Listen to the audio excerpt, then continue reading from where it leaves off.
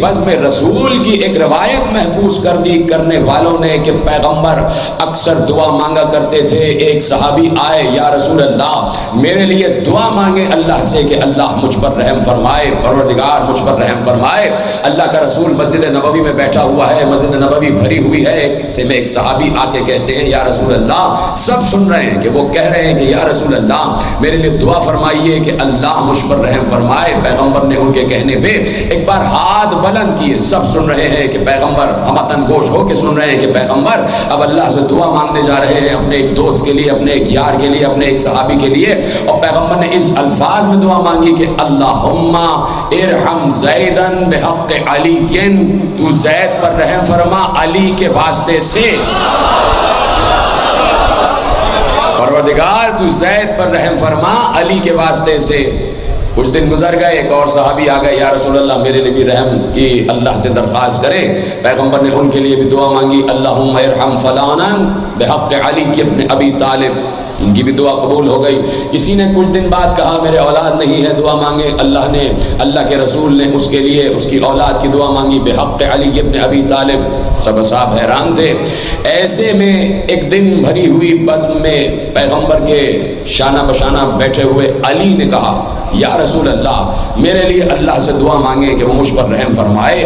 اب اصحاب خوش ہو گئے کہ جب ہم نے دعا کی درخواست کی اپنے لیے تو انہوں نے علی کے ذریعے سے, علی کے وسیلے سے دعا مانگی.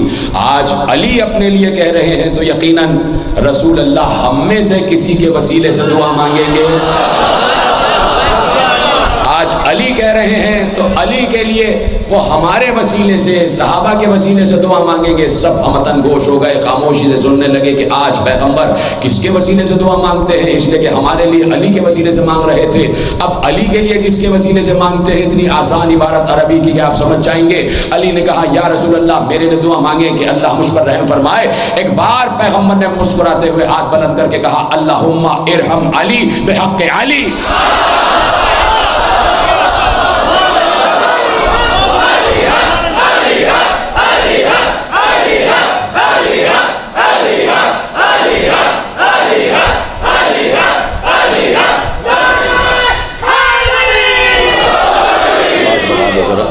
اللہم ارحم علی بحق علی, یعنی پیغمبر بھی وسیلہ لے رہے ہیں علی کا.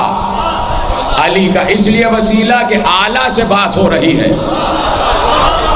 وہ اعلیٰ ہے, یہ علی ہے. تو کہا کہ اعلیٰ سے قریب جانے کے لیے علی کا وسیلہ ضروری ہے. 1400 برس سے دنیا کو بتا رہے ہیں کہ اس لیے علی علی کرتے ہیں تاکہ اعلیٰ کی نظروں میں آ جائے, تاکہ اعلیٰ کی نگاہوں میں آ جائے, تاکہ اعلیٰ سے اعلیٰ ہوتے چلے جائیں, تاکہ خود بھی بلند ہوتے چلے جائیں. وہ رسول کہ جو علی کا وسیلہ دیتا ہے, علی کا واسطہ دیتا ہے. ایک بار دیکھیے عجیب روایت ہے, اور یہ روایت صرف میرے مکتب نہیں بلکہ صحیح صحیح کتابوں میں 2-4 کتابیں ہیں جن میں یہ روایت موجود ہے. مشکات, ترمذی اور اس کے بعد کنز الامال. یہ 2-3 کتابوں کے میں نے آپ کو حوالے دے دیے جو مقتدر علماء اہل سنت کی لکھی ہوئی کتابیں ہیں, اور ان حوالوں کے بعد آپ کو اس روایت کے سننے میں لطف آئے گا. دیکھیے بہت سے سوالات میں عرض کر چکا کہ علی سے ایک نشست میں ہزار سوالات ہوئے ہیں, اور علی کے پاس چونکہ وقت نہیں ہوتا تھا تو علی نے بعض سوالات سنے بغیر جوابات دے دیے کہ میرے پاس وقت نہیں ہے, جلدی, اور مسلسل علی جوابات دے رہے تھے. ادھر سے سوال جواب, ادھر سے سوال, ادھر سے جواب, ادھر سے سوال, ادھر سے جواب, ادھر سے سوال سنے بغیر علی نے جواب دیا, وہ بیٹھ گیا. اب علی مسلسل جوابات دے رہے ہیں. کسی نے کھڑے ہو کے پوچھا, یہ علم علی کی بات ہو رہی ہے, اور اس کے بعد میں بتاؤں گا کہ علم علی کا منبع و ماخذ کیا ہے اس دنیا میں. کہ اس کے بعد کسی نے کھڑے ہو کے پوچھا یا علی اب دیکھیے آج یہ ریسرچ پہنچی ہے کہ چاند کی باتیں ہو رہی ہیں, سورج کی باتیں ہو رہی ہیں, اور تمام جرثوموں کی باتیں ہو رہی ہیں. اس وقت علی سے علمی سوالات پوچھے جا رہے تھے. کھڑے ہو کے کسی نے پوچھا, یعنی میں آپ کو ایک جلدی بتا رہا ہوں کہ کتنی تیزی سے جوابات علی دے رہے تھے. اسی تیزی میں کسی نے کھڑے ہو کے پوچھا یا علی یہ بتائیے چاند کا حجم کیا ہے, چاند کا ڈائیمیٹر کیا ہے. اب علی نے کوئی کہیں پر بھی کسی نے نہ پہلے دیکھا نہ اس وقت دیکھا کہ کسی سے کوئی علی نے آلات منگوائے ہوں, کوئی کاغذ پینسل منگوائی ہو, کوئی اسکیل منگوایا ہو, کوئی جیومیٹریکل چیزیں منگوائی ہوں اور اس میں حساب کتاب لگا کے بتایا ہو. نہ اس سے پہلے کسی نے دیکھا نہ اس وقت دیکھا. ایک بار پوچھنے والے نے پوچھا یا علی یہ بتائیے سورج کا ڈائیمیٹر, اس کا حجم کیا ہے. علی نے فوراً کہا 900 ضرب 900 فرسخ، 900 into 900، 900 ضرب 900 فرسخ۔ اس نے کہا یا علی یہ اس زمین سے سورج کا فاصلہ کتنا ہے؟ علی نے کہا 9,30,000 میل۔ چشم زدن میں علی بتا رہے تھے، جوابات دے رہے تھے، مسلسل جوابات دے رہے تھے۔ کتنے سوالات میں پچھلے سال بھی عرض کر چکا، دہرانا مقصود نہیں ہے۔ اس نے دوسرا سوال کیا، یا علی چاند کا حدود اربع بتا دیا، حجم بتا دیا، سورج کا حجم کیا ہے؟ سورج کا حجم کیا ہے؟ تو کہا کہ سورج کا حجم یہاں سے جب تم اندازہ لگاؤ گے تو 9,30,00,000 میل کا فاصلہ ہے زمین سے سورج تک کا۔ تم ناپتے رہ جاؤ گے، لیکن علی وہ ہے کہ جو فاصلوں کو دیکھ بھی رہا تھا، بنا بھی رہا تھا۔ اس وقت علی علم کا اظہار کر رہے تھے۔ کسی نے پوچھا بیماریوں کے بارے میں تو علی نے کہا کہ فروا من المجذوم کما تفر من الاسد، یہ جو مجذوم ہوتا ہے، جس کو جذام ہوتا ہے، اس سے ایسے دور رہو جیسے شیر سے دور رہتے ہو۔ کتنی مشہور حدیث ہے، جس سے جذام ہوتا ہے اس سے ایسے دور رہو جیسے شیر سے دور رہتے ہو۔ شیر سے، یا علی یہ شیر کی مثال دے کیوں رہے ہیں؟ اس وقت لوگوں نے کہا شاید شیر جو ہے بڑا دہشت ناک جانور ہے، تو یہ بیماری بھی بڑی دہشت ناک ہوگی جس سے دور رہنے کے لیے کہہ رہے ہیں۔ بہت دنوں بعد جب آلات ترتیب پا گئے، جب آلات ایجاد ہو گئے، برسوں بعد، صدیوں بعد جب آلات ایجاد ہو گئے اور جرثومے کو دیکھا گیا، جذام کے جرثومے کو، تو اس کی شکل شیر جیسی تھی۔ تب پتہ چلا علی نے کس طرف اشارہ کیا ہے۔ مسلسل علی بیٹھ کے علم کی باتیں کر رہے تھے، مسلسل جوابات دے رہے تھے۔ کوئی توحید کے بارے میں پوچھ رہا ہے، علی بتا رہے ہیں۔ کوئی رسالت کے بارے میں پوچھ رہا ہے، علی بتا رہے ہیں۔ کوئی نبوت کے بارے میں پوچھ رہا ہے، علی بتا رہے ہیں۔ زمین کے بارے میں علی بتا رہے ہیں، آسمان کے بارے میں علی بتا رہے ہیں، انسان کے بارے میں علی بتا رہے ہیں، فرشتوں کے بارے میں علی بتا رہے ہیں، جنات کے بارے میں علی بتا رہے ہیں، حیوانات کے بارے میں علی بتا رہے ہیں، چونٹیوں کی تعداد علی بتا رہے ہیں، ان میں مذکر کتنے ہیں، مؤنث کتنے ہیں، یہ علی بتا رہے ہیں۔ دنیا میں انسان کتنے ہیں علی بتا رہے ہیں، کس کے ہیں یہ بھی بتا رہے ہیں، کس کے نہیں ہیں یہ بھی بتا رہے ہیں، سب علی بتا رہے ہیں۔ تو یہ علی کے علم کا منبع کیا ہے، علی کے علم کا ماخذ کیا ہے؟ تو اس روایت کو لکھا جس کے لیے میں نے زحمت کی اور حوالے آپ کو دے دیے، مقتدر علماء اہل سنت نے لکھا کہ جب جنگ طائف ہو رہی تھی، جنگ طائف، مسلمان چاروں طرف سے گھرے ہوئے تھے، اس لیے کہ مسلمان بیچ میدان میں تھے، کہیں کوئی مچان نہیں تھی، کہیں کوئی پناہ نہیں تھی کہ جہاں چھپتے اور وہاں سے حملہ کرتے۔ چاروں طرف کفار نے آڑ اور ایڑ لے لی تھی اور وہاں سے کھڑے ہو کے مسلمانوں پہ تیر برسا رہے تھے۔ اس سے پہلے کہ مسلمان پسپا ہو جاتے، جنگی حکمت عملی کے لیے پیغمبر نے علی کو بلایا، یا علی آپ سے کچھ مشورہ کرنا ہے، جنگی اسٹریٹجی کے متعلق علی آپ سے مشورہ کرنا ہے۔ علی قریب آ گئے، مشورہ ہونے لگا، اور یقیناً آپ اچھی طریقے سے جانتے ہیں کہ جنگ میں ڈٹ جانے کا مشورہ ڈٹ جانے والے ہی سے لیا جاتا ہے۔ سلامت رہے، مشورہ لیا جا رہا ہے، مشورہ ہو رہا ہے، سرگوشی ہو رہی ہے، پیغمبر علی کے کان میں کچھ کہہ رہے ہیں، کچھ سن رہے ہیں، کچھ کہہ رہے ہیں، کچھ سن رہے ہیں۔ سرگوشی بہت دیر تک طویل ہو گئی، تو کسی نے کہا یہ سرگوشی بہت دیر تک ہو گئی، رسول بہت دیر سے سرگوشی کر رہے ہیں علی کے کان میں۔ رسول کے کان تک یہ جملے پہنچے تو رسول نے فوراً پلٹ کے کہا وما انتجیتہ ولکن انتجاہ اللہ، تم کیا کہہ رہے ہو کہ میں سرگوشی کر رہا ہوں؟ میں سرگوشی نہیں کر رہا، علی سے اللہ سرگوشی کر رہا ہے، علی سے اللہ سرگوشی کر رہا ہے۔ سرگوشی میں سارا علم علی تک منتقل ہو گیا، دنیا کو پتہ بھی نہ چلا کہ کون کس سے سرگوشی کرتا ہے، کون کس سے سرگوشی کرتا ہے۔ کبھی آپ نے سنا ہے، نہ معلوم جملہ پہنچے گا یا نہیں پہنچے گا، کبھی آپ نے سنا ہے کہ آپ خود اپنے کان میں سرگوشی کر رہے ہو؟ جس کان میں سرگوشی ہو رہی ہے، یہ کان بھی تو اللہ ہی کا کان ہے، جس زبان سے سرگوشی ہو رہی ہے زبان بھی تو اللہ ہی کی زبان ہے۔ یہ علی ہے کہ جس کے ذریعے سے بلاتا ہے تو یقیناً وہ استجابت کی منزل پر آ جاتا ہے، اور اللہ اس طریقے سے ذکر کرتا ہے کہ میں نے علی کو نعمت عظمیٰ قرار دیا ہے، نعمت ولایت قرار دیا ہے۔ پرسوں کی تقریر سے متصل ہوتے ہوئے کہ اولئک انعمہ اللہ من النبیین، یہ وہ ہیں کہ جن پر ہم نے اپنی نعمت تامہ کو نازل کیا ہے۔ یہ انبیاء میں ہیں، یہ ذریت آدم میں ہیں، یہ ذریت ابراہیم و اسرائیل اور ذریت مجتبیت میں ہیں۔ تو اب ایسی ہی ایک نعمت کا تذکرہ کیا، اور آپ کے حوالے چند جملے کرنا چاہتا ہوں، بڑے پر لطف جملے ہیں، اس لیے کہ قرآن نے آیت محفوظ کی جناب عیسیٰ کے لیے، وَإِذْ قَالَ اللَّهُ يَا عِيسَى ابْنَ مَرْيَمَ اذْكُرْ نِعْمَتِي عَلَيْكَ وَعَلَى وَالِدَتِكَ، اے عیسیٰ اس نعمت کا، اس میری نعمت کا تذکرہ کرو. توجہ، اس میری نعمت کا تذکرہ کرو جو میں نے تم پر اور تمہاری والدہ پر نازل کی ہے، مریم پر نازل کی ہے. کون سی نعمت پروردگار؟ کہا ہم نے تم پر اور تمہاری والدہ پر جو نعمتیں نازل کی ہیں ان کا تذکرہ کرو. اب اللہ نے نعمت کی فہرست گنوائی. پہلی نعمت اذ ایدتک بروح القدس، ہم نے تمہاری مدد کی جبرائیل کے ذریعے. توجہ ہے نا آپ کی؟ پریشان تو نہیں ہو رہے نا سب میرے ساتھ ہے؟ ہم نے تمہاری مدد کی جبرائیل کے ذریعے. اذ ایدتک بروح القدس، ہم نے تمہاری اور تمہاری ماں مریم کی مدد کی جبرائیل یعنی روح القدس یعنی فرشتوں کے ذریعے. دوسری نعمت تکلم الناس فی المہد وکہلا، اور ہم نے تمہیں یہ نعمت دی کہ تم جھولے میں گفتگو کر رہے تھے، تم جھولے میں بول رہے تھے، تم بچپن کے عالم میں گفتگو کر رہے تھے. تیسری نعمت جو اللہ نے گنوائی وہ یہ تھی کہ اذ علمتک الکتاب والحکمت والتوراۃ والانجیل، ہم نے تمہیں کتاب، حکمت، توریت اور انجیل کا علم دیا. مسلسل نعمتوں کا تذکرہ ہو رہا ہے.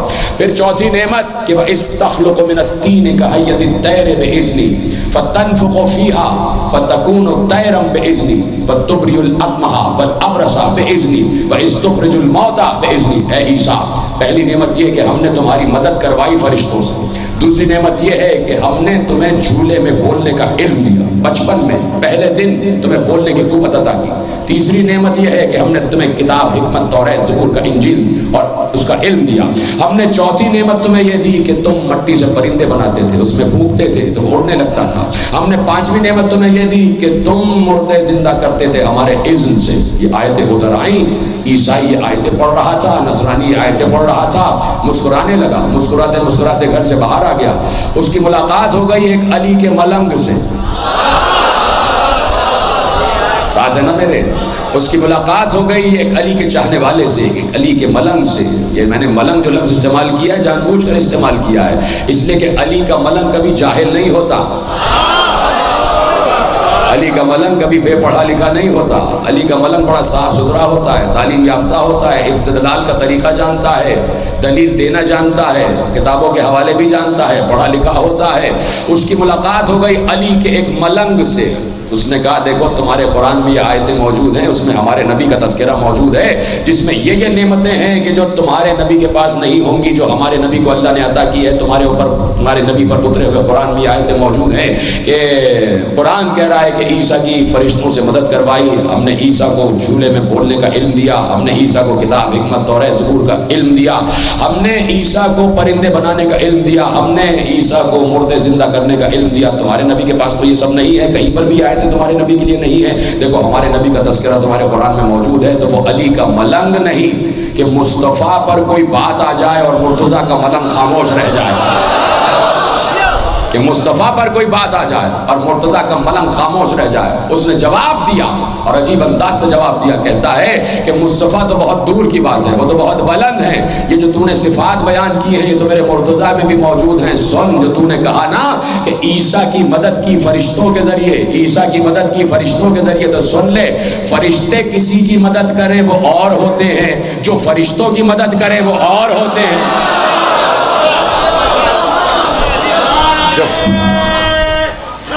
کیا کر رہے ہوتی یار؟ آواز صلوات تو پڑھے محمد و آل محمد پر. ارے آواز اس کی اتنی کم کی ہوئی ہے، اس میں آواز بڑھاؤ بیٹا، گلا میرا بیٹھا ہوا ہے، اور تیز کرو آواز، ذرا بڑھاؤ آواز اس کی. صلوات پڑھے محمد و آل محمد پر.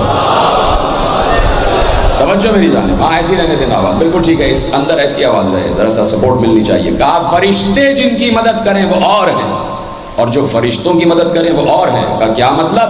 تو بہت سی مثالیں دے سکتا تھا علی کا ملنگ کہ جہاں جہاں علی نے فرشتوں کی مدد کی ہے، لیکن ملنگ وہاں سے شروع ہوا جہاں سے فرشتے شروع ہوئے تھے. کہا تجھے یاد نہیں کہ عالم ہو میں بھٹکتا پھر رہا تھا جبریل، بار بار اللہ پوچھ رہا تھا تو کون میں کون؟ یہ جواب ہی نہیں دے پا رہا تھا، یہ جواب ہی نہیں دے پا رہا تھا. کہہ رہا تھا تو ہے، میں ہوں. اب علی نے آ کے کہا یہ تو میں بند کر دے، کہہ دے کہ میں عبد ذلیل ہوں، تو رب جلیل ہے. کم کیوں کر رہا آواز؟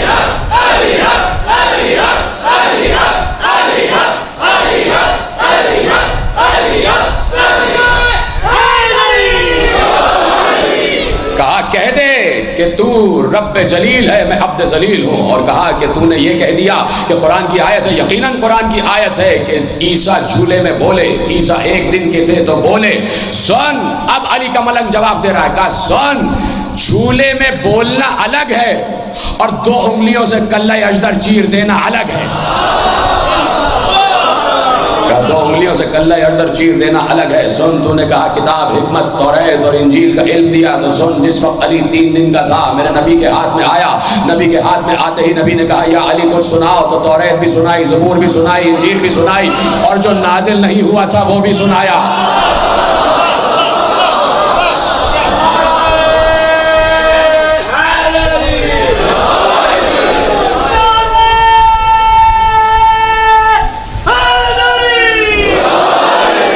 جو نازل نہیں ہوا تھا وہ بھی سنایا، اور سن، جو تو نے کہا، توجہ، عجیب جواب دے رہا ہے ملنگ، تو نے کہا کہ مٹی سے پرندہ بناتے تھے، اس میں پھونکتے تھے، تو سن لو، ایک چھوٹا سا پرندہ بنانا الگ ہے، ایک چھوٹا سا پرندہ بنانا الگ ہے، ایک چھوٹا سا پرندہ بنا کر اس میں روح پھونکنا الگ ہے، اور اتنا بڑا آدم بنا کر اس میں روح پھونکنا الگ ہے۔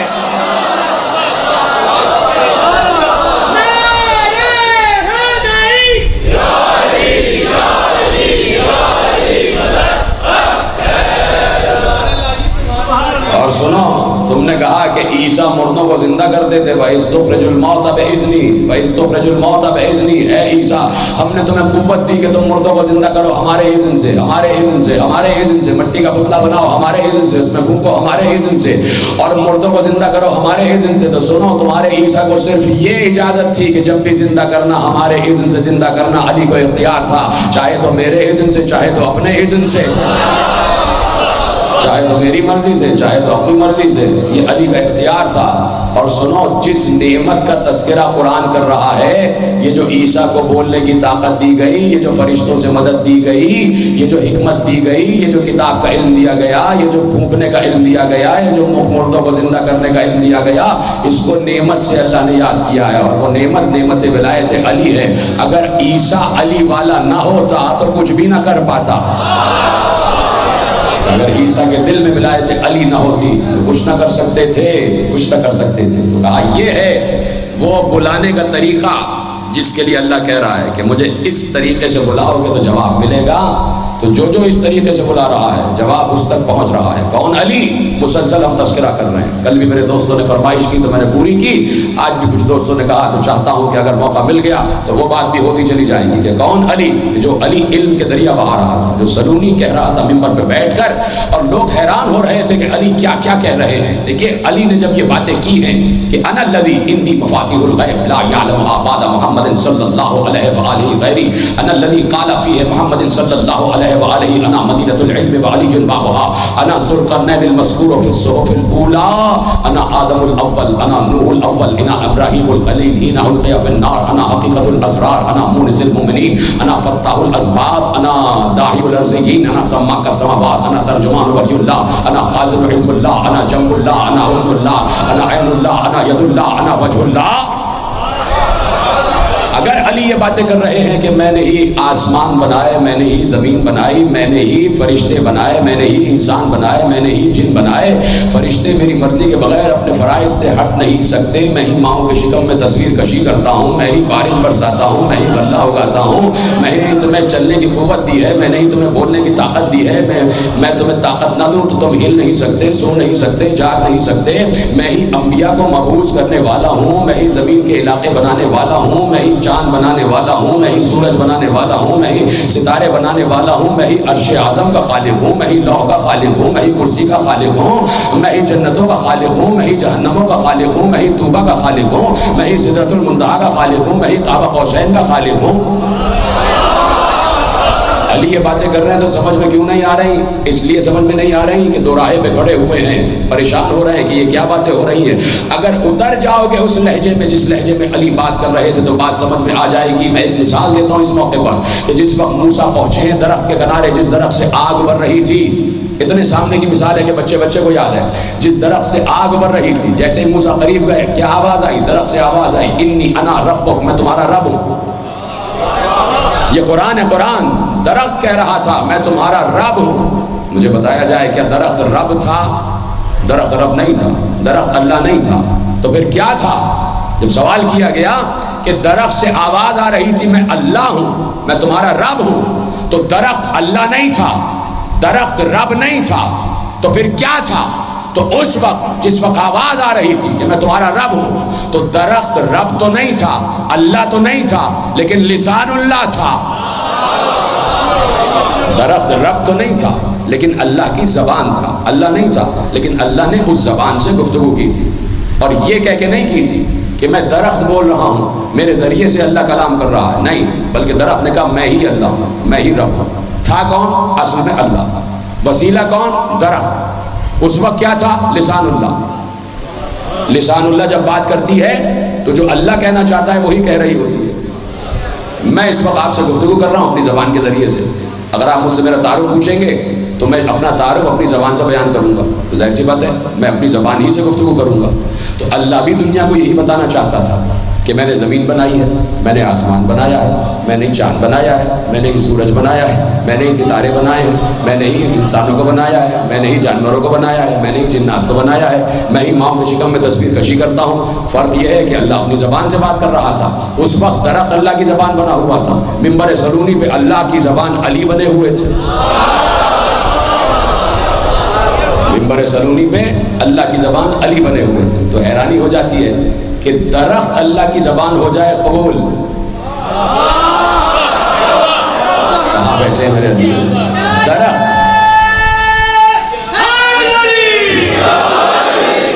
درخت اللہ کی زبان ہو جائے تو یہ قبول ہے، اور علی لسان اللہ ہو جائے تو یہ علی نہیں بول رہا تھا، یہ اللہ کی زبان بول رہی تھی۔ تو اللہ کی زبان جس دہن میں ہوتی ہے پھر وہ ہر زبان میں بات کرتا، پھر اسے کوئی مشکل نہیں ہوتی۔ جس وقت علی علی ہو رہا ہوتا ہے سورج بھی متوجہ ہوتا ہے۔ علی واپس آ رہے تھے جنگ نہروان سے، اب کوشش کر رہا ہوں کہ جو دوست میری فرمائش انہوں نے کی ہے تو وہ پوری ہو جائے کسی طریقے سے، آتا ہوں اسی راستے پر۔ علی جنگ نہروان سے واپس آ رہے تھے، گھوڑے تیز دوڑ رہے تھے، ایک مقام پر رکے سستانے کے لیے، کہا پیاس لگی ہے لشکر کو، کہا چاروں طرف دیکھو کہاں پانی ہے۔ علی نے اشارہ کیا ادھر کھودو یہاں پانی ہوگا، کھودا گیا، بہت دیر تک کھدائی ہوتی رہی، بیچ میں ایک چٹان حائل ہو گئی، سب علی کے پاس آئے، مالک اشتر بھی ہیں، عبداللہ ابن عباس بھی ہیں، اور بھی لوگ ہیں۔ علی کے پاس آ کے کہتے ہیں یا علی جہاں آپ نے بتایا ہے وہاں ایک چٹان ہے، بہت بڑا پتھر ہے، حائل ہو گیا، اب نیچے کھدائی نہیں ہو سکتی۔ یا علی ہم نے مل کر کوشش کر لی، چٹان اتنی بڑی ہے کہ کسی سے اٹھ نہیں رہی۔ علی آگے بڑھے، ایک بار چٹان پہ ہاتھ رکھا، ہاتھ رکھ کر کہا تاب تاب یا تیبو یا تیبو، شمیا قربا جانو ساسو تیسا برجوسا آمین یا رب العالمین۔ ہاتھ رکھا اور ہاتھ رکھنے کے بعد چٹان کے نیچے ہاتھ ڈالا، اب جو چٹان اٹھائی تو ایسے جیسے پھول علی کے ہاتھوں میں آیا ہوا ہے، چٹان اٹھا کے ایک طرف رکھ دی۔ اب جو شیریں پانی جاری ہوا ہے تو آج تک وہ پانی پیا جا رہا ہے مسجد براسا میں۔ علی یہ امر انجام دے رہے تھے کہ سامنے ہی ایک دیر راہب تھا، دور سے اس نے دیکھا کہ بہت دیر سے لشکر پانی تلاش کر رہا تھا، ایک شخص آیا جس نے پتھر کی زبان میں پتھر سے گفتگو کی، جس نے پتھر کی زبان میں پتھر سے گفتگو کی، اور پتھر نے اس کی زبان کو سمجھا، اپنے حجم کو بدلا، اپنے وزن کو کم کیا، علی کے ہاتھ میں آ گیا۔ یا تو علی کے ہاتھ میں قوت بڑھ گئی تھی یا پتھر کا وزن کم ہو گیا تھا، دو ہی باتیں ہو سکتی ہے نا۔ پتھر کا وزن کم ہوا، علی نے اٹھایا اور ایک طرف رکھ دیا، یہ منظر دیکھ رہا تھا۔ اتر کے آیا، اتر کے آ کے پوچھتا ہے آپ کون سے نبی ہیں؟ علی نے کہا میں نبی نہیں ہوں، تو اس نے کہا نبی نہیں ہے تو یقیناً کسی نبی کے وصی ہیں۔ کہاں؟ میں نبی آخر کا وصی ہوں۔ کہا یہاں سے 300 انبیاء گزر چکے اور 299 وصی گزر چکے، آپ 300ویں وصی ہیں، اس لیے کہ میں مجھ سے پہلے جو راہب تھا، اس سے پہلے جو راہب تھا، سینہ بسینہ یہ خبر دے دی گئی کہ جو آخری بار اس کنویں کو دریافت کرے گا وہ آخری نبی کا وصی ہوگا۔ کہا کہ میں آپ کے ہاتھ پر ایمان لاتا ہوں، میں آپ کی ولایت و حجت کی گواہی دیتا ہوں۔ علی نے اس کا ایمان قبول کیا اور کہا کہ تیرا نام راہب براسا ہے تو میں اس مسجد کو تیرے نام سے منسوب کرتا ہوں۔ آج تک وہ مسجد براسا کے نام سے منسوب ہے۔ چل پڑے علی، آ گئے کوفے واپس۔ یہی اصحاب ہے جو اب سے کچھ دیر پہلے علی کو دیکھ رہے تھے کہ علی پتھر سے گفتگو کر رہے ہیں، یہ اصحاب تھے۔ علی گھوڑے سے اترے، گھوڑے سے اتر کر مسجد کوفہ کی طرف جا رہے ہیں، ابھی دور ہے مسجد کوفہ، ساتھ ساتھ اصحاب بھی ہیں. دیکھا سامنے سے ایک یہودی آ رہا ہے، اس کی کمر جھکی ہوئی ہے، اس کی ابا جو ہے زمین پر خط دیتی ہوئی جا رہی ہے، اس کے بال گرد سے ہٹے ہوئے ہیں، اس کے ہاتھ لرزہ ہے، اس کے ہاتھ میں ایک ناقوس ہے جو وہ بجاتا ہوا جا رہا ہے، اس کو بجاتا ہوا جا رہا ہے، جس کو نوبت کہتے ہو. شہباز قلندر کے وہاں بجتی ہے، کہا وہ نوبت بجاتا ہوا جا رہا ہے. اور جب بجاتا ہوا جا رہا ہے تو کسی نے ایسے ہی کیف و مستی کے عالم میں پوچھا، یا علی یا مولا، اے ہمارے آقا یہ بتائیے یہ جو نوبت بج رہی ہے، یہ جو یہودی بجا رہا ہے، یہ ہے کیا؟ صرف آواز آ رہی ہے یا اس میں کچھ کلمات بھی ادا ہو رہے ہیں؟ علی نے ایک بار جلال کے عالم میں کہا، اگر یہودیوں کو معلوم ہو جاتا کہ یہ نوبت کہہ کیا رہی ہے تو اسی دن ایمان لے آتے، اسی دن ایمان لے آتے. یا علی یہ کیا کہتی ہے؟ کہا یہ دنیا کی بے ثباتی کی باتیں کرتی ہے، یہ بتاتی ہے کہ جو آیا ہے اس کو جانا ہے، جو آیا ہے اسے قبر کا پیوند بننا ہے. یہ بتاتی ہے کہ دن میں 3 بار موت تمہارے دروازے پر دستک دیتی ہے، ملک الموت تیار کھڑا ہوا ہے، نہ معلوم کس وقت موت کا پروانہ آ جائے. یہ دنیا فانی ہے، یہ دنیا فانی ہے، تم بقا کی طرف سفر اختیار کرو. پوچھنے والے پوچھ رہے تھے، علی جواب دے رہے تھے. ابھی علی ایک بے جان پتھر کی زبان بول کر آ رہے تھے، اور اس وقت علی سے پوچھا گیا یہ بے جان نوبت کہ جب تک اس پر ہاتھ نہ پڑے اس کی آواز نہیں آتی، یہ نوبت کہتی کیا ہے، یہ ناقوس کہتا کیا ہے؟ علی نے بتایا کیا کہتا ہے، جھومتے ہوئے. اور سوچو کہ جس وقت علی کی زبان سے جملے ادا ہو رہے ہوں گے جو علی کے آس پاس تھے، علی کے چاہنے والے، وہ کس کیف و مستی کے عالم میں ہوں گے.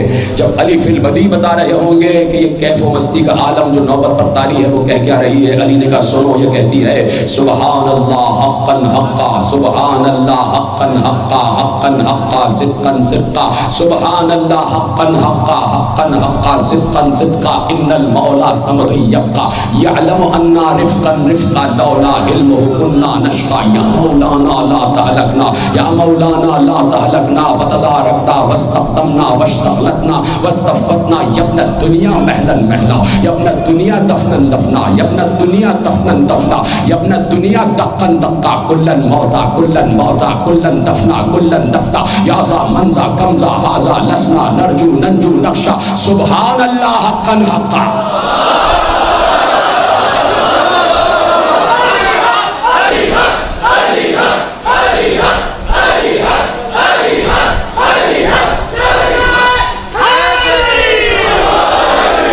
علی بے زبان کی زبان بھی بول رہے تھے، علی جانداروں کی بولی بھی بول رہے تھے. یہ ہے علی کہ جس کا تذکرہ 1400 برس سے ہو رہا ہے. ختم ہو گئی گفتگو میرے عزیزوں کہ علی کا تذکرہ 1400 سال سے ہے، اور اسی طرح فرش اعضاء پہ بیٹھ کر ہو رہا ہے، اور ایسے ہی شدت کے ساتھ ہو رہا ہے. آج سے 6 محرم شروع ہو گئی نا، 6 محرم ہو گئی، 5 تاریخیں گزر چکی. تو ظاہر سی بات ہے اب جو تاریخیں ہیں وہ مصائب ہی کی تاریخیں ہیں. آئے ہیں بیٹھے ہیں فرش اعضاء پر صرف اس لیے کہ زہرا کو ان کے لال کا پرسہ دیا جائے.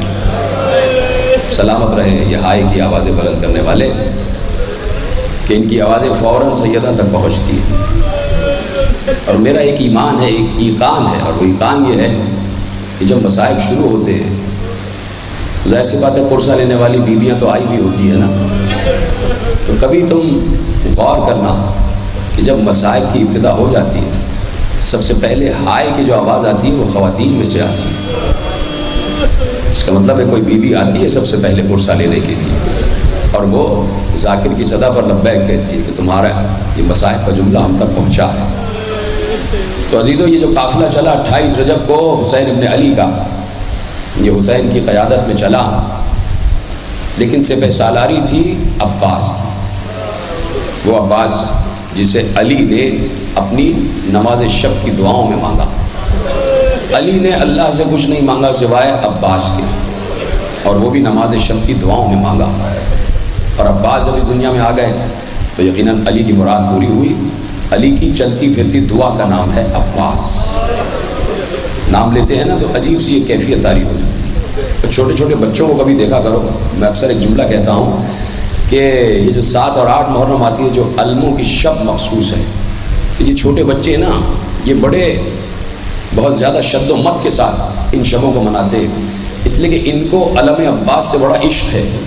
بچے اپنے اپنے ابا سے کہتے ہیں، باپ سے کہتے ہیں بابا آج ہم بھی علم اٹھائیں گے.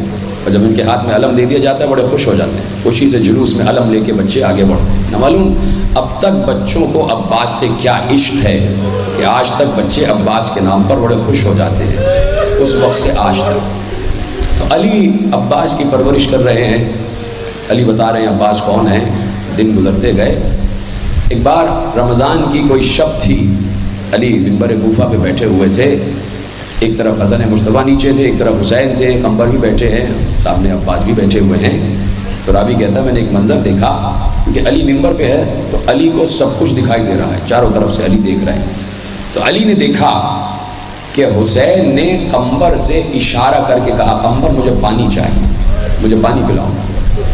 اب قمر اٹھ کے گئے ایک طرف پانی لینے کے لیے، تو اس سے پہلے کہ قمر پانی لاتے علی نے یہ منظر دیکھا کہ مسجد کوفہ کے بالکل درمیان میں سے عباس دوڑتے ہوئے آ رہے ہیں۔ 9 برس کے عباس، سر پہ عباس کے پانی کا جام ہے اور تیزی سے حسین کی طرف آ رہے، اور پانی چھلک چھلک کر عباس کے جسم پر گر رہا ہے کہ اپنے بھائی حسین ہوئی پیاس بجھانے کے لیے عباس پانی لا رہے ہیں۔ علی سے یہ منظر برداشت نہیں ہوا، علی اسی وقت منبر سے نیچے تشریف لائے، عباس کو اٹھا کے گودی میں اٹھا کے پیار کر کے کہتے ہیں عباس آج بھائی کی پیاس برداشت نہیں ہو رہی، اجرکم اللہ، اجرکم اللہ۔ یہی طریقہ ہے نا کہ آوازیں آہستہ آہستہ بلند ہو جائیں۔ عباس آج بھائی کی پیاس برداشت نہیں ہو رہی، کل یہی حسین جب پانی مانگ رہا ہوگا تو کوئی پانی پلانے والا نہ ہوگا۔ اسی وقت سے عباس کی ترتیب بھی ہو رہی ہے، پرورش بھی ہو رہی ہے۔ تو ایک پل کے لیے بھی عباس حسین سے جدا نہیں تھے، اور عباس و علی اکبر یہ بھی ساتھ رہا کرتے تھے۔ دونوں چونکہ ایک ہم شکل رسول ہے اور ایک قمر بنی ہاشم ہے، دونوں حسن میں بڑے یکتا ہیں، عباس بھی اور علی اکبر بھی۔ تو لکھا یہ ہے کہ جب عباس و علی اکبر گھر سے ساتھ باہر جاتے تھے تو حسین آگے بڑھ کے دونوں کے چہروں پر نقاب ڈال دیتے تھے کہ کہیں دونوں کو نظر نہ لگ جائے، ایک ساتھ جا رہے ہیں۔ اتنا حسین ہے عباس، قمر بنی ہاشم لقب ہے، اور علی اکبر کا تو آپ کو پتہ ہی ہے کہ ہم شکل رسول ہیں، تو کیا حسن کا عالم ہے۔ تو یہ ہے عباس کی پرورش ہو رہی ہے، اور جیسے جیسے عباس جوان ہوتے چلے گئے بیویوں کی آس بنتی گئی، امید بنتی گئی۔ شہزادی زینب کو کوئی پرواہ نہیں ہے کہ عباس ہیں تو کوئی مسئلہ نہیں ہے، کوئی خوف نہیں ہے، کوئی حذر نہیں ہے، کوئی خطر نہیں ہے۔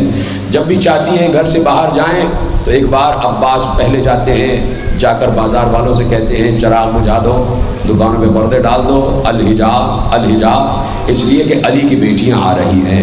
یہ عباس کا عالم ہے کہ وہیں سے عباس نے طے کر لیا تھا کہ میں بچوں کا سبقہ بھی ہوں اور اہل حرم کے حجاب کا محافظ بھی ہوں، ادھر ہی سے طے ہو گیا۔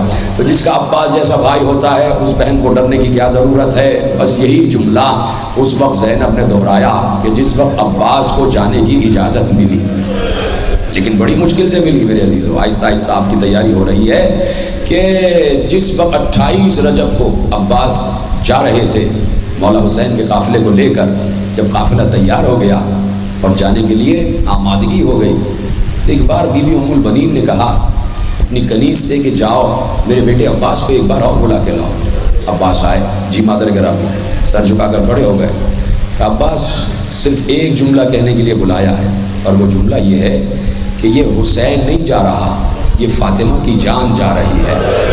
عباس میں حسین کو تم سے لوں گی، میں حسین کو تم سے لوں گی، بیٹے مجھ سے وعدہ کرو کہ جب تک تمہارے جسم میں جان ہے حسین کو ایک زخم نہیں آئے گا۔ اسی وقت عباس نے وعدہ کیا کہ مادر گرامی مجھے تو میرے بابا نے مانگا ہی حفاظت حسین کے لیے تھا، بس وہ وعدہ تھا کہ عباس نبھاتے ہوئے چلے گئے۔ راستے بھر 6 مہینے کا سفر، جس بچے کو پیاس لگے، جس بچے کو بھوک لگے، ہماری کا پردہ ہٹا کر بس یہی کہتے چچا عباس پیاس لگ رہی ہے، چچا عباس بھوک لگ رہی ہے۔ جس کو پیاس لگتی تھی عباس پانی پلاتے تھے، جس کو بھوک لگتی تھی تو عباس کھانا حاضر کرتے تھے، یہ کہہ کے کہ یہ لوگ کھانا حاضر ہے۔ جب عباس نے کہہ دیا حسین کے بچوں کے سامنے کہ کھانا حاضر ہے، تو آج تک جو عباس کی نظر کی جاتی ہے اسے حاضری کہا جاتا ہے کہ چونکہ عباس نے حسین کے بچوں کے سامنے کھانا حاضر کیا تو ہم عباس کے سامنے یہ نظر حاضر کر رہے ہیں، یہ حاضری ہے عباس کی۔ تو اب بہنوں کی بھی ہمت جوان ہے کہ عباس ہیں۔ آ گئی عاشور، شب عاشور کو بھی عباس پر بڑی کڑی مصیبت گزری ہے۔ 4 محرم کو جب حسین نے کہا کہ عباس خیمے ہٹا دو تو یہ بھی عباس پر کڑی مصیبت تھی، لیکن حسین نے کہا تو خیمے دور لگا دیے گئے، خیمہ گاہ کے قریب لگا دیے گئے جہاں آج خیمہ گاہ ہے۔ پھر عباس جاتے تھے، پانی لے کے آ جاتے تھے۔ 7 محرم کو پانی بھی بند ہو گیا۔ عباس نے چاہا کہ تلوار نکالے، حسین نے کہا نہیں عباس، پانی پر جنگ نہیں کرنا ہے، کل کو یہی کہیں گے کہ پانی پہ جنگ ہو گئی۔ عباس نے پھر تلوار میان میں رکھ لی۔ صبح عاشور آ گئی، علی اکبر کی اذان سے صبح عاشور کا آغاز ہوا۔ ایک ایک لاشیں آتے چلے گئے، حد تو اس وقت ہو گئی جب قاسم کی پامال لاش بھی آ گئی۔ حسین گٹھری میں، اب کیا سن رہے ہو میرے عزیزو، میں تو لفظ کہہ دیا نا، حسین گٹھری میں قاسم کی پامال لاش کے ٹکڑے جمع کر کے لے آئے، مقتل میں رکھ دیا۔ اب عباس آئے حسین کے پاس، آقا اب برداشت نہیں ہوتا، اب تو جن بچوں کو ہاتھوں میں کھلایا ہے ان کے لاشیں آ رہے ہیں، آقا اب مجھے جانے دیجئے، اب مجھے اجازت دیجئے۔ بس حسین نے ایک جملہ کہا کہ عباس ٹھہر جائیں، ایک جملہ کہا، عباس تمہیں کیسے جانے دوں بیٹا، تم تو میرے لشکر کے سپہ سالار ہو۔ تو بس جیسے ہی سنا کہ تم میرے لشکر کے سپہ سالار ہو تو عباس نے ایک بار دائیں طرف دیکھا، ایک طرف بائیں طرف دیکھا اور کہا آقا اب وہ لشکر کہاں رہا جس کا میں سپہ سالار، اب وہ لشکر کہاں رہا، کیا گزر رہی تھی عباس پر اور کیا گزر رہی تھی حسین پر۔ عباس نے کہا اب تو سب تنہا رہ گئے۔ حسین نے کہا عباس میں تو ہوں نا، میں دیکھتا ہوں تمہیں میری ہمت جوان ہو جاتی ہے، عباس تمہاری وجہ سے اہل حرم کی آس بندھی ہوئی ہے، عباس ٹھہر جاؤ۔ عباس رک گئے، آہستہ آہستہ چلتے ہوئے خیمہ گاہ کے نزدیک سے گزر رہے تھے کہ ایک بار عباس کے کان میں آواز آئی کہ سکینہ کی آواز آ رہی تھی۔ سکینہ اپنی مادر گرامی سے کہہ رہی تھی اماں مجھے پیاس لگ رہی ہے، بہت شدت کی پیاس ہے، اماں کہیں سے پانی مل سکتا ہے؟ عمر عباس کیا جواب دیتی؟ اس سے پہلے کہ ماں جواب دیتی عباس نے کہا سکینہ باہر آ جاؤ۔ سکینہ باہر آئیں، جی چچا، جی امو، کہا پیاس لگ رہی ہے؟ کہا جی شدت کی پیاس ہے۔ کہا تم چاہتی ہو کہ پانی پینا؟ کہا جی چچا۔ کہا جلدی سے جاؤ اپنی مشق لے کر آ جاؤ۔ سکینہ گئی، اپنی مشق لے کر آئی۔ عباس نے سکینہ کو گود میں اٹھا لیا، سکینہ کے ہاتھ میں مشق ہے اور عباس کی گود میں سکینہ ہے۔ بس کچھ نہ کہا عباس نے، ایسے ہی حسین کے پاس دوبارہ آ گئے۔ حسین نے دیکھا عباس کی گود میں سکینہ ہے تو اب عباس سے کچھ نہ کہا، سمجھ گئے حسین، امام وقت ہے، سمجھ گئے حسین کہ کیا معاملہ ہونے جا رہا ہے، تو عباس سے کچھ نہ کہا۔ سکینہ کو دیکھ کر کہا سکینہ ابھی چچا کو بھیج رہی ہو، کیا ہوگا اگر چچا زندہ واپس نہ آیا؟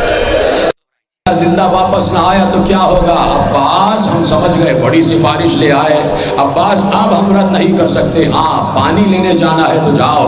عباس جاؤ، ہاتھ میں نیزہ دے دیا، علم دے دیا، عباس خوش ہو گئے اور ایک بار اس علم کی ترتیب شروع ہو گئی۔ عباس نے علم کو سلامی دی، علم جھکا، سکینہ نے اپنے ننھے سے ہاتھ بڑھائے، علم میں مشق کو باندھ دیا۔ بھتیجی کے ہاتھ سے چچا کے علم میں مشق جو بندھی تو آج تک بندھی ہوئی ہے، جب بھی علم برآمد ہوتا ہے مشق بندھی ہوئی ہوتی ہے، دنیا کو بتایا جاتا ہے ایک چچا اور بھتیجی کی محبت یہاں تک ہے کہ 1400 برس ہو گئے، یہ محبت آج تک ختم نہیں ہو رہی۔ چچا کا علم، بھتیجی کی مشق آج تک ساتھ ساتھ ہے، ایک چچا اور بھتیجی کی محبت کی نشانی ہے۔ چلا علم لے کے صفائے سکینہ چلا، ہاتھ میں علم بھی ہے، مشق بھی ہے اور نیزہ بھی ہے، جنگ کرتا ہوا علی کا شیر چلا اور اس عالم میں دفاعی جنگ کی ہے کہ لوگ دور دور ہو رہے تھے کہ عباس آ رہے ہیں، کسی کی مجال نہیں تھی کہ قریب آتا، جو قریب آتا اسے عباس نیزے سے اچھال کے دور پھینک دیتے تھے۔ اور ایک بار عباس نے اپنے گھوڑے کو دریا میں ڈالا، اب جو دریا میں ڈالا تو فوج یزید کی طرف رخ کر کے کہا اب بتاؤ دریا تمہارا ہے یا ہمارا ہے؟ عباس کو کوئی روک نہیں سکتا، اب بتاؤ دریا پہ تمہارا قبضہ ہے کہ ہمارا؟ کسی کی مجال نہیں ہے کہ آگے آ جائے۔ عباس اتنی دیر دریا پہ رکے رہے کہ سکینہ کی 3 دن کی سوکھی مشق تھی، 3 دن کی، اس کے دونوں طرف ملے ہوئے تھے۔ عباس نے پہلے دریا میں مشق کو ڈالا، مشق تر ہونا شروع ہوئی، جب مشق پوری تر ہو گئی تو اس کا دہانہ کھولا، پانی بھرا، پانی بھر گیا، تسمے کو باندھا، لیکن اتنی دیر میں بھی کسی کی مجال نہیں ہے کہ دریا تک آ جائے۔ تسمے کو باندھا، پھر دوبارہ مشق کو اپنے کاندھے پہ لٹکایا، بس ایک بار اپنے گھوڑے سے کہا اے گھوڑے، اے میرے جانور، تو پانی پی لے، تو سیراب ہو جا۔ لیکن یہ گھوڑا، یہ سواری بھی تو عباس کی سواری ہے نا۔ گھوڑے نے ایک بار نفی میں سر ہلایا، ایسے ایسے سر ہلا رہا تھا، گویا بے زبانی سے کہہ رہا تھا کہ اے میرے آقا، آپ اس لیے پانی نہیں پی رہے کہ حسین پیاسے ہیں، میں اس لیے پانی نہیں پی رہا کہ سکینہ پیاسی ہے، میں اس لیے پانی نہیں پی رہا کہ بچے پیاسے ہیں، میں کیسے پانی پی لوں؟ وفادار کی سواری بھی وفادار، عباس بھی پیاسے پلٹے، گھوڑا بھی پیاسا پلٹا، نکلے اور جانے لگے۔ عباس نے دیکھا کون سا راستہ ہے کہ جو خیمہ گاہ تک جلدی پہنچا دے گا، تو جس راستے سے آئے تھے اس کو چھوڑا اور غازریہ کے راستے سے ہوتے ہوئے عباس خیمہ گاہ کی طرف چلے۔ یہ وہ راستہ تھا جہاں کھجوروں کے بڑے بڑے درخت تھے، عباس انہی درختوں سے ہوتے ہوئے چلے، جو سامنے آتا تھا اس کو لات مار کے، اس کو نیزہ مار کے ہوا میں اڑا دیتے تھے۔ ایک بار کسی نے ایک طرف سے حملہ کیا تو عباس کا دایاں شانہ کٹ کے زمین پر گرا۔ علم کو حرکت ہو رہی تھی، کبھی علم دائیں جھک رہا تھا، کبھی علم بائیں جھک رہا تھا، لیکن جس وقت دریا سے علم واپس آ رہا تھا، سکینہ نے دیکھا دور سے علم آتا ہوا دکھائی دے رہا ہے۔ بچوں کو جمع کر لیا تھا، بچوں آ جاؤ، دیکھا میں نے کہا تھا نا جو میرا چچا کہتا ہے وہ کر کے رہتا ہے، یہ تو میرا چچا واپس آ رہا ہے، علم واپس آ رہا ہے، اس کا مطلب میرا چچا واپس آ رہا ہے۔ ادھر سے سکینہ نے دیکھا کہ علم دائیں طرف جھکا، سکینہ نے دل پہ ہاتھ رکھ کر کہا اللہ اکبر۔ پھر اس کے بعد جب عباس کا بایاں شانہ کٹا، علم بائیں طرف جھک گیا، پھر سکینہ نے کہا اللہ اکبر۔ اور اب سکینہ کو علم دکھائی نہیں دے رہا تھا، سکینہ نے دل پہ ہاتھ رکھا، آواز دی پروردگار میرے چچا کی خیر ہو۔ لیکن اس وقت بھی عباس کی آس بندھی ہوئی تھی، کٹے شانے تھے، جسم پر بازو نہیں تھے، اور اسی عالم میں گھوڑے سے کہہ رہے تھے اے میرے گھوڑے مجھے جلدی سے خیمہ گاہ کی طرف لے چل، مجھے خیمہ گاہ لے چل، اس لیے کہ سکینہ انتظار کر رہی ہے، میری بچی انتظار کر رہی ہے۔ گھوڑا تیزی سے جا رہا تھا، عباس کی امید بندھی ہوئی تھی، امید اس وقت ٹوٹ گئی جب کسی کا تیر چلا اور تیر مشک پر لگا، مشک چھدی، پانی بہا، عباس کی امید ٹوٹ گئی۔ عباس نے کہا اے گھوڑے اب خیمے میں نہیں جانا، اب واپس دریا کی طرف چل۔ گھوڑا مڑا، دریا کی طرف جانے لگا، ایک درخت کے نیچے سے گزرے، ایک شقی نے جو گرز مارا، عباس کے سر پر گرز لگا، سر شگافتہ ہو گیا، عباس کا سر شگافتہ ہو گیا۔ عباس دریا کے کنارے پہنچے، ایک بار چاروں طرف سے حملہ ہوا، اس شیر بنی ہاشم پر، علی کے شیر پر حملہ ہوا۔ عباس گھوڑے سے زمین پر آ گئے، اترتے ہی ایک جملہ کہا السلام علیک یا ابا عبداللہ۔ کیا گریہ کر رہے ہو؟ خدا تمہارے اس گریہ کو قبول فرمائے۔ بس گزارش یہی ہے جن کو رونا نہیں آتا وہ ذرا گردن جھکا لیں، وہ اپنے چہروں کو چھپا لیں، جن کو رونا آتا ہے وہ مجھے دیکھیں، اس لیے کہ عباس کا ذکر ہے، شہادتوں کی تاریخیں شروع ہو چکی ہیں، آج سے تو رونا واجب ہی ہو جاتا ہے، اس لیے کہ 3 شبوں بعد شب عاشور آ جائے گی اور اس کے بعد حسین ایک رات کا مہمان رہ جائے گا، پھر کب رونا نصیب ہوگا؟ کس کو یقین ہے کہ یہ زندگی ایسے رہے گی؟ آج ذکر عباس میں جتنا رو سکتے ہو رو لو، یہ ہے عباس کا ذکر ہے۔ عباس زمین پر آ گئے، جیسے ہی عباس نے کہا میں گھوڑے سے گر گیا تو بس حسین نے ایسے کمر پہ ہاتھ رکھ کر کہا الان انکسر ظہری، عباس تم میری کمر کی طاقت لے گئے۔ عباس مجھ سے کھڑے نہیں ہوا جا رہا، نہ معلوم کس طرح لاشیں عباس پر پہنچے ہیں، کمر جھکی ہوئی ہے، کمر جھکی ہوئی ہے، لاشیں عباس پر پہنچے ہیں، اور جس وقت پہنچے ہیں دیکھا ہے کہ شیر دریا کے کنارے تڑپ رہا ہے، شیر تڑپ رہا ہے، عباس کی لاش پر پہنچے۔ سننا مصائب تمہاری آوازوں کی چھاؤں میں، تمہارا گریہ کم نہیں ہونا چاہیے۔ عباس کی لاشوں کے قریب پہنچے، زخمی عباس زمین پر پڑا ہوا ہے، حسین نے کپ کپاتے ہوئے ہاتھوں سے عباس کا سر اٹھایا، اپنے زانوں پر رکھ لیا، علی کے شیر کا سر اپنے زانوں پر رکھ لیا۔ اب عباس کی پیشانی کو چوم رہے ہیں، کبھی بالوں کو صاف کر رہے ہیں، کبھی گردن کو صاف کر رہے ہیں۔ عباس میں آ گیا، عباس میں آ گیا، بھیا عباس ہم آ گئے۔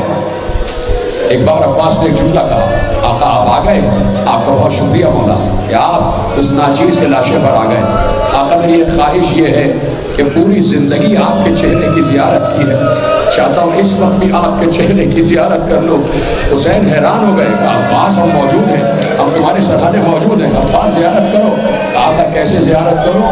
ایک آنکھ میں تیر لگا ہوا ہے، اس آنکھ کا لہو دوسری آنکھ میں آیا ہوا ہے، آقا کچھ دکھائی نہیں دے رہا۔